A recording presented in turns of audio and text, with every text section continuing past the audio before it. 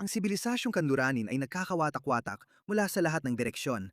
Parang ito ay inaatake. At ang mga taong inaasahan nating mag-ayos ng mga bagay, mga taong dapat nagpoprotekta sa atin, parang sila pa ang kakampi ng mga gustong sirain at buwagin ang sibilisasyong kanluranin. Isa sa mga sukatan na ito ay ang kaligtasan ng ating mga kababaihan. At dito mismo sa channel na ito, ipinakita ko na sa inyo ang napakaraming video ng mga babaeng kanluranin na inaatake ng mga lalaking mula sa mga barbarikong lipunan sa ikatlong mundo. Tigib ng pagnanasa na dumagsa sa Europa. At mali naman lang nangyayari ito. Nangyayari ito kahit saan. Walang bansang kanluranin na talagang ligtas mula rito. Ang tanging pagkakaiba lang ay kung gaano kalaki ang saklaw ng pangyayaring ito. Kaya malinaw na nangyayari ito sa Europa sa isang antas na hindi may isip o maisip noon. Masasabi ko siguro na hindi ito nangyayari sa ganitong kalaking antas, kahit nung panahon ng medieval, sa panahon ng kapayapaan, habang walang digmaan. Sa panahon ng digmaan, maaaring may saysay ito, pero nangyayari ito sa malawakang antas. Ayon sa isang ulat kahapon na ipinakita ko sa isang video, sa UK, may 8 kaso ng panggagahasa bawat oras sa England at Wales. At kapag inihambing natin ang datos na yan sa 20 taon na ang nakalipas, ang kabuuang bilang ng mga kaso ng panggagahasa ay nasa 12,000 kada taon. Ngayon, umakyat na ito sa 70,000 kada taon. Sige, at yan ay para lang sa England at Wales. At kung iniisip mong ang mga babae, bata o kababaihan lang natin ang hindi ligtas, aba, mag-isip ka ulit. Kilalanin si Brooke de Salangni, 33 taong gulang. Ang lalaking ito ay nahatulan lang ng pagkakakulong dahil sa panggagahasa sa isang 60 taong gulang. Hindi isang babae. Hindi naman ibig sabihin na mas magaan na yon. Isang 60 taong gulang na lalaki. Isang 60 taong gulang na Briton na lalaki ay ginahasa ng ilegal na migranteng ito mula sa Eritrea. Pero sa totoo lang, hindi naman siya taga-Eritrea. Siya ay taga-Ethiopia talaga. Nagpapanggap silang taga-Eritrea dahil sinasabi nilang may digmaang sibil na nangyayari sa Eritrea. Sa ganung paraan, masisiguro nilang hindi sila mapapadeport.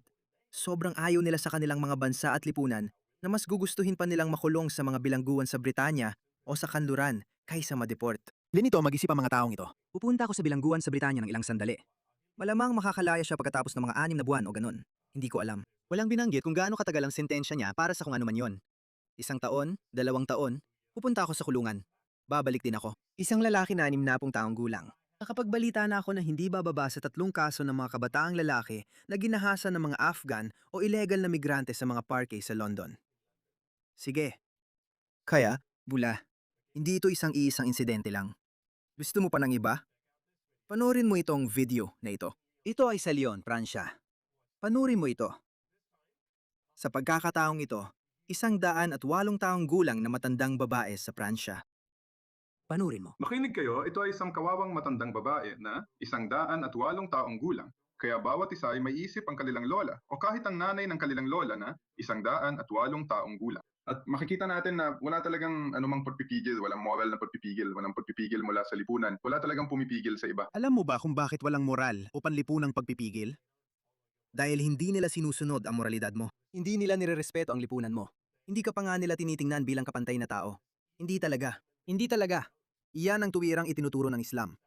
Alam mo, itong mga makakaliwa, hinahati nila ang mundo sa, alam mo na, puting tao at lahat ng iba pa na hindi puti. At iyon daw ang racist at yun daw ang hindi racist. Hinahati rin ng Islam ang mundo sa 2 grupo.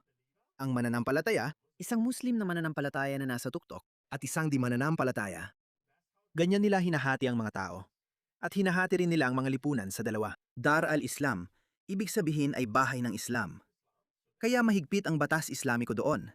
Kung may Muslim na gumawa niyan sa isang babaeng 100 at 8 taong gulang o kahit sinong babaeng Muslim, kung hindi siya makapagbigay ng 4 na saksi, babatuhin siya hanggang mamatay, kasama ng gumahasa sa kanya. Iyan ang kanilang lipunan at halaga kung anuman. Kaya, sa kahit anong paraan, hindi gagawa ng kahit ano ang taong ito. Siya ay mahigpit na pipigilan ng lipunan. Pero dahil nasa Pransya siya, nasa mga Kristiyanong lupain siya, o Dar al-Harb, ibig sabihin bahay ng digmaan, lahat kayo ay pwedeng maging biktima. Lahat kayo ay pwedeng maging biktima. Hindi kayo tinatrato ng pantay. Hindi kayo nakikita bilang kapantay na tao. Pero naniniwala pa rin ang lipunang kanluranin na tayong lahat ay pantay-pantay. Ang mga salarin, dahil sa totoo lang, hindi sila nag-atubiling basagin ang bintana para lang makapasok sa bahay at lalo na sa kusina ng babaeng ito. Para magsagawa ng pagnanakaw dahil mukhang marami ang sangkot dito, 2 o 3 tao man lang na pumasok sa bahay na ito para magnakaw. Parsons. Taginit. Itinatag, no? Sunod ay may. Maraming silid. Sirao na hinalugog at malinaw na may. Naintindihan namin. Natuklasan namin. May. Nga buti ng pabango na may. May nakaw. Sa madaling salita, wala na sa loob ng tirahan. Kaya, naintindihan natin. Ito. Mga bote ng pabango. Ito ay binibigyang katuwiran ang ginawa nila. Ate, ganun din. Sinabi mo nga. Habang pinag-usapan ng paksa, ang babaeng ito, siya ay may natapang bahagyang hubad. Bahagyang hubad siya sa kanyang sofa. Ang kanyang tagapag-alaga ang nakakita sa kanya, isang ginang na palaging dumadalaw sa kanya araw-araw, sa tingin ko, at natagpuan siyang bahagyang hubad. Problema, malamang na ANG, ginang sa kabila ng edad. At ang nangyari sa kanya ay sapat pa ring malinaw ang isip para ipaliwanag kung anong ang nangyari sa anumang kaso. Siya ay dinala sa ospital para isailalim tayo sa mga medikal na pagsusuri na mag-aganap sa isang banda, magpapakita sa atin kung paano magkatugmaan ang mga at pagkatapos ang resulta ng mga pagsusuring medical, ibig sabihin, hindi na kailangan sabihin, pero medical kung sakali na may yung ng mga gets nyo. Ano, magpapatunay ng karasang sexual tayo. Sinusuri ang presensya ng mga biological na bakas na maaaring imagine sa ang katawan biktima kung ganito ang kaso dahil ang mga kungkung makakakita tayo ng DNA, mga bakas na biological na maaaring gamitin. Kaya ayun, ikumpara sa ating mga file tayo. Makikita na kaya pambansang talaan ng mga fingerprint. Enetiko, dito inililista ang mga salarin ng malulubang paglabag at ng mga krimen. At kaya ganun ang investigasyon. Umusat. Ito. Ang kailangan nating alamin, ito ang tunay na realidad ng mga katotohanan. Ito ay ang ginawa. Sige na, diretsuin mo na. Laging ipalala yan na wala ng limitasyon sa asal ng mga delinkwente. Ibig sabihin, ang kahinaan ng kahinaan. Matinding kahinaan ng taong ito. Hindi ito hadlang, isa itong oportunidad. Sige, hindi ko alam. Siguro dahil sa kalidad ng mga subtitle. O baka sobrang hindi maintindihan si kuya. Pero mababasa mo dito mismo. Sexual na agresyon. Kaya, itong babaeng 180 taong gulang ay basahin ko itong tweet para sa'yo para alam natin para magkaintindihan tayo. Isang babaeng 180 taong gulang ang hinalay at ninakawan malapit sa lungsod ng Lyon sa Pransya. Kawawa naman ang matanda. 180 taong gulang. Kaya maiisip ng lahat ang kanilang lola o kahit ang nanay ng lola nila sa edad na 108. At nakikita natin na talagang walang pagpipigil, walang moral o panlipunang pagpipigil ayon sa tagapagsalita ng isang unyon ng pulisya sa Pransya. Ang inyong mga babae at mga bata ay ginagahasa. Ang inyong mga lola ay nagiging ginagahasa. Ang inyong mga lolo ay ginagahasa. Ang inyong mga lalaki, mga binata ay ginagahasa. Saan ito magtatapos? Saan ito magtatapos? At matagal ko nang binabalaan, kahit nung 2022 pa lang, na darating ang malawakang migrasyon dito sa Australia. At kapag dumating na ito sa Australia, andyan din ang mga karaniwang sangkot. Tingnan mo ito. Isang Moroccan na imigrante na pintor ang nakulong ng hindi bababa sa 4 na taon dahil sa tangkang panggagahasa sa isang babaeng hindi niya kilala at sexual na inatake ang isa pa sa mga nakakatakot na pag-atake sa Canberra. Ngayon, alam namin ang karaniwang sagot mula sa kabila. Tingnan mo? Oo.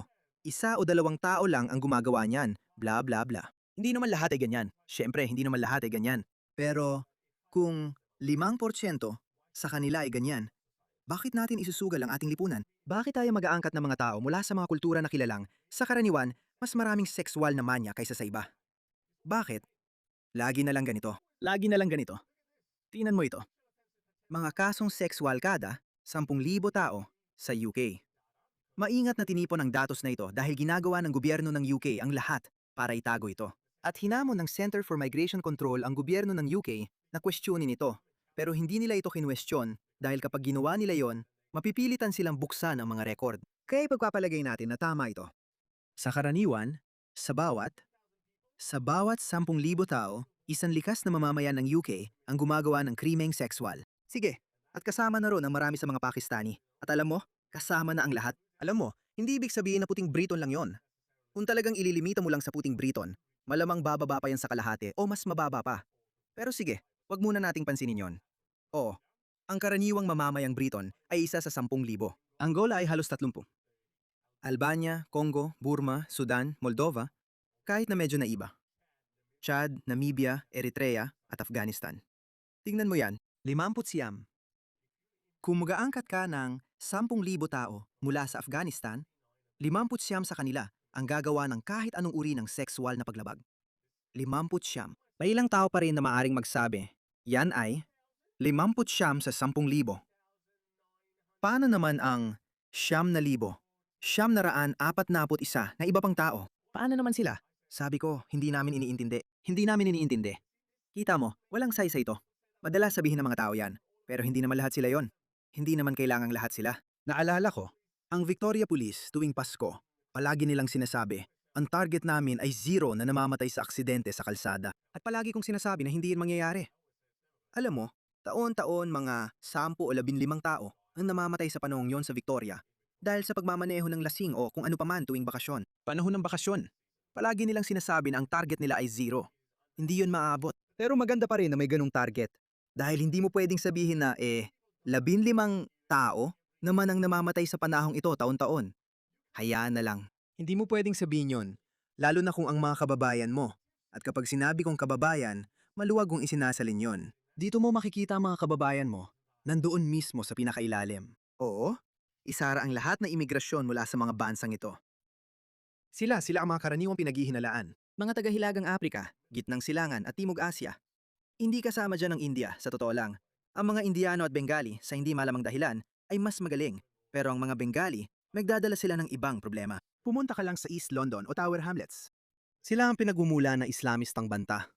Kaya laging nariyan ang bantan na yon. Kaya kung hindi nila ginagawa ito, oo, may iba naman silang ginagawa. Hinahamon nila ang iyong lipunan. Hinahamon nila ang mismong kaayusan ng iyong lipunan. Sa isang paraan, sa palagay ko, sa isang paraan, masasabi ko na mas delikado ang mga taong yon, yung mga hindi gumagawa ng krimen, pero gusto nilang pabagsakin ang status quo. Yung mga gustong pabagsakin ang ating mga liberal na demokrasya. Mas delikado sila, pero kasing sama rin ang mga ito. Dahil sa ganitong kaso, mga individual ang napapahamak. Kaya oo, hindi ko alam kung bakit patuloy pa rin natin itong ginagawa. Hindi dapat gawing normal ito. Hindi dapat tanggapin. Pero nangyayari ito sa isang antas na, gaya ng sinabi ko, hindi maiisip. Hindi ito nangyari kahit nung panahon ng medieval, sa panahon ng kapayapaan. Ito ang bahay ng digmaan. Ito ang dahilan kung bakit sila umaasta ng ganito. Dahil, gaya ng sinabi ko, hinahati ng Islam ang mundo sa dalawang bahagi. Darul Islam, ang lupain ng Islam, at Darul Harb, ang lupain ng digmaan. Kayo ay lehitimong puntirya. Hindi ko sinasabing lahat ng Muslim ay ganito mag-isip, pero marami sa kanila ang ganoon. At hindi nagsisinungaling ang mga numero.